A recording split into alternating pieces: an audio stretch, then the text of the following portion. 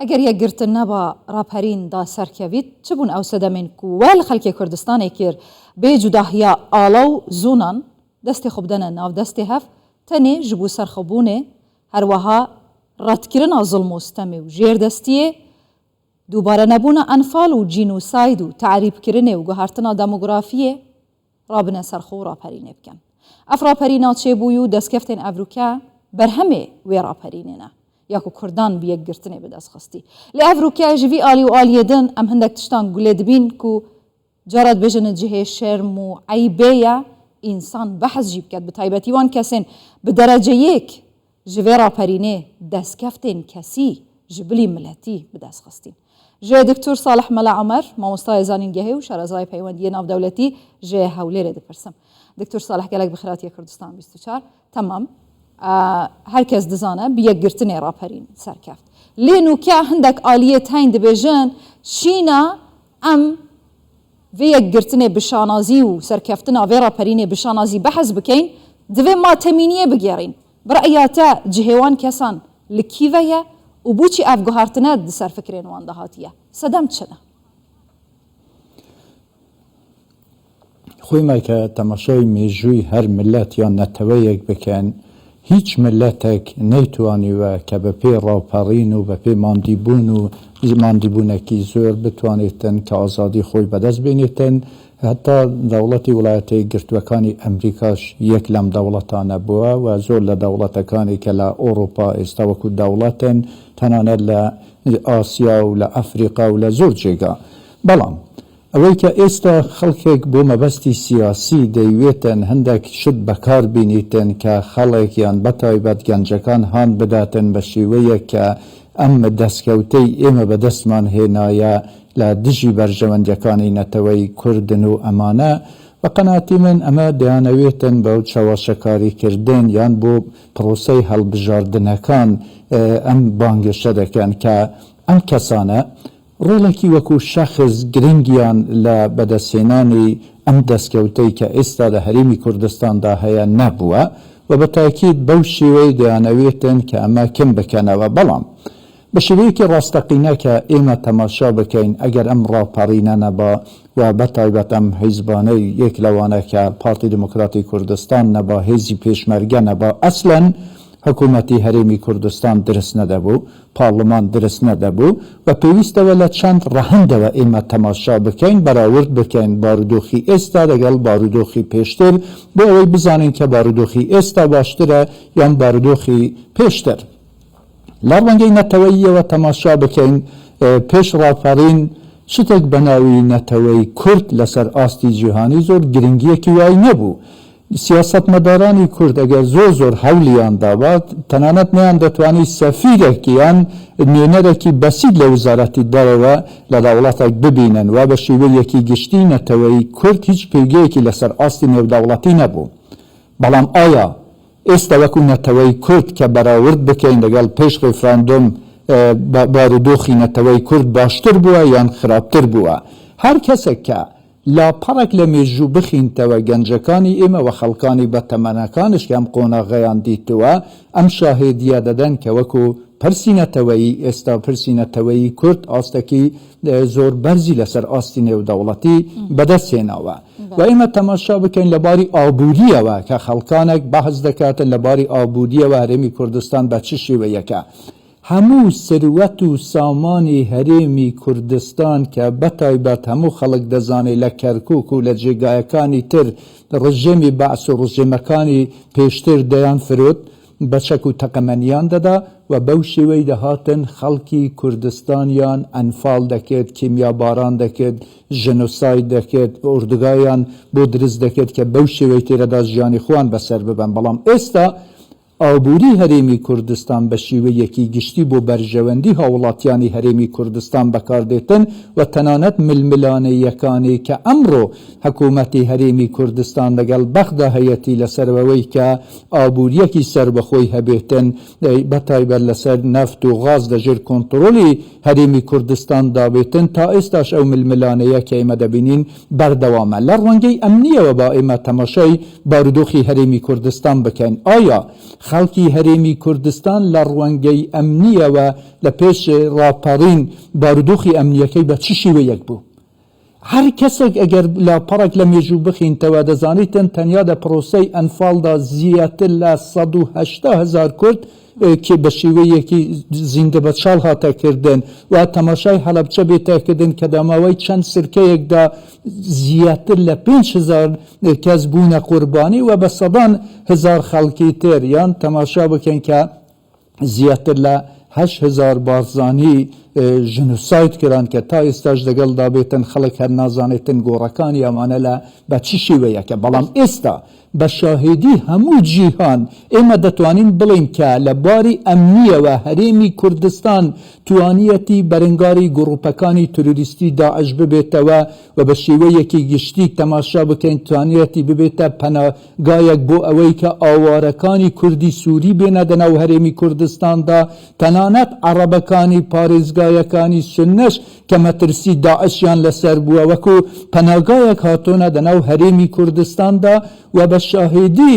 هێزەکانی نێودەوڵەتیش دەتوانین بڵین کە هێزی پێشمەرگە سەرکەوتووترین هێز بووە بۆ تێکشکاندنی گروپەکانی تروریستی دەناو عێراق و ناوچەکەدا، نەک تەنیا دەناو هەرێمی کوردستاندا بەڵکو لە ڕوانگەی ئەمنیەوە بەحەزکردی و ژڤان زێدەتر جیهانە و جهێ شانازیێنە. لێ چاو ئەم دکارین ڤان دەستکەفتان بپارێزین دەمەکیدا کو نافخویە هەرێما کوردستانی پەرت و بەڵاڤەیە و هەر یەک لە زوونێکی پشتەخۆلیەدی کردە. خۆمە پێویستەکە گوتارێکی یەکگرتومان هەبێتن، بەڵام پێویستەکە تێڕوانینێکی باشترمان بۆ بارودۆخەکە هەبێتن. دەناو هەرێمی کوردستاندا فراحیزبی هەیە، شتێکی زۆر سروشتیە. پێویستە ئێمە پێناسەیەک بۆ شتەکانی نەتەوەیی بکەن. پێویستە کە هەموو حیزبەکانی سیاسی لەسەر خاڵەکانی نەتەوەیی یەک گوتاریان هەبێتن، بەڵام بۆ بارودۆخی ئیداری ناوخۆی هەرێمی کوردستان کە ئەفکاری جیاواز هەبێتن، پرۆگرامی جیاواز هەبێتن، شتێکی زۆر سروشتیە کە لە کاتی پروپاگەندەکانی هەڵبژاردن ئەمە هاوڵاتیانی هەرێمی کوردستانن دەنگ بەمانە دەدەن کە چ لایەنێک بتوانێتن دەسەڵات بەدەست بکرێتن بۆ ئەوەی ئیدارەی وان بکاتن. بەڵام بەم شێوەی کە لەسەر پرۆگرامەکانی نەتەوەیی نەتوانن گوتارێکی یەکگرتو دروست بکەن، ئەمە دەبێتە هۆکاری ئەوەی کە لە بەرامبەر بەغدا هەرێمی کوردستان بە شێوەیەکی گشتی لاواز بێتن و حکوومەتی هەرێمی کوردستان وەک پێویست نەتوانێتن بەرگری لە مافەکانی هەرێمی کوردستان بکاتن یان یەکگرتنەوەی هێزی پێشمەرگە خاڵێکی زۆر گرنگە کە ئێستا دەوڵەتەکانی وەکو ئەمریکا و بریتانیا و فەڕەنسا و ئەڵمان و دەوڵەتەکانی تری ئۆروپی دەیانەوێتن کە یارمەتی هێزی پێشمەرگە بدەن بۆ ئەوەی کە هێزی پێشمەرگە بە شێوەیەکی پرۆفشناڵ بتوانێتن بەرگری لە خاکی هەرێمی کوردستان بکاتن، بیان لە دژی گروپەکانی تروریستی داعش شەڕ بکاتن. پێویستە کەلک لەم دەرفەتە بێتە وەرگرتن بۆ ئەوەی کە هێزی پێشمەرگە هێزێکی نیشتیمانی بێتن لەناو هەرێمی کوردستاندا. ئەمەش بە قەناعەتی من یەک لە خاڵەکانی گرنگە بۆ دەرحەقی بەرپرسیاریا دیروکی ئەوی ئەرکی ناگرنە سەر ملێخۆ وەکە پێویست ناهێن ڤان ناکۆکیان بدەنە ئالی وەکە پێویست ئەو دیروکێ نزانن یان سەدەمەکی دی لە پشتە.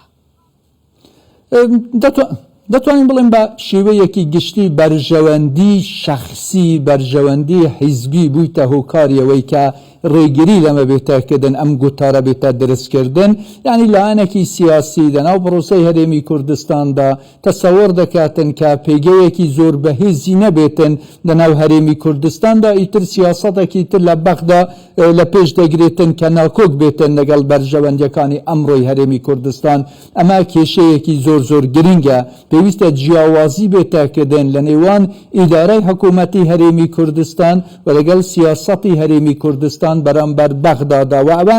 خەڵکی هەرێمی کوردستانە کە دەنگ دەداتن بە حیزبەکانی سیاسی بۆ ئەوەی کە حەجم و قەبارەی هەر حیزبێک بێتە دیارکردن و هەر حیزبێک بە پێی بارتەقای سەنگایی خۆی بینیتن لەناو پرۆسەی سیاسی هەرێمی کوردستان دەسەڵات بەدەست بگرێتن. بە قەناعەتی من ئەمە یەک لە کێشەکانی سەرەکیە کە هەندێک لە سیاسەتمەدارەکان یان دەتوانین بڵێن حیزبەکانی سیاسی ئەمە بۆ بەرژەوەندیەکانی خۆیان بەکاردێنن لە دژی بەرژەوەندیەکانی نەتەوەیی هەرێمی کوردستان بەرامبەر بەغدا. بیەکگرتنێ دەستکەف بەدەست هاتن دەبێژن بیەکگرتنێ دەستکەف دەهێنە پاراستن کو ئەڤروکێژە هەر دەمەکی زیدەتر مەترسی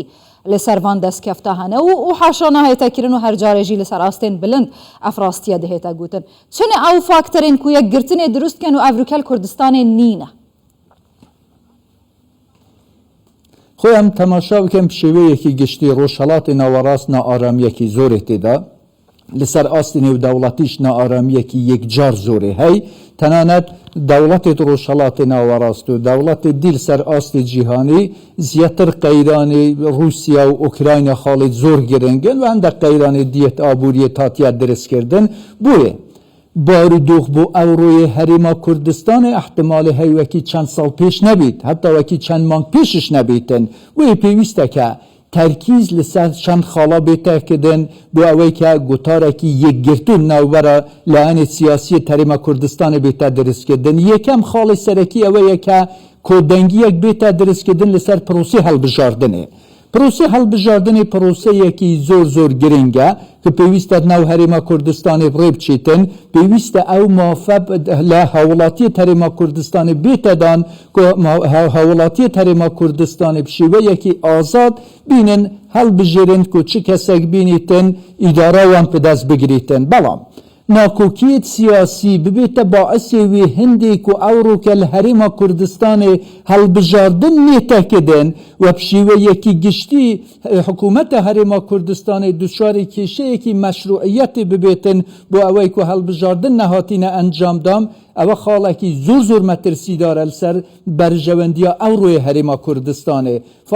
فاکتەرێک و زۆری گرنگتر ئەوەیە پێویستە بشێوەیەکی گشتی گوتارێکی یەکگرتو بەرامبەر بەغدا بێتە دروستکردن لەسەر بنەمای دەرەنجامی هەڵبژاردنێ بیتن ئەوەش کو هەڵبژاردنێک تێتەکردن لەسەر ئاستی عێراقی بشێوەیەکی گشتی دناو پارلەمانێدا هەر لایەنێک بە حەجمێت کو دەنگێهێنایی پێویستە ناو هەرێما کوردستانی بەشداری هەبیتن تە بەرامبەر بەغدادا نەک ئەوەی کو لایەنێک دەنگێکی زۆر کمش هەبیتن بینیتن تەرکیزی لەسەروی هەندێ بکاتن ئەگەر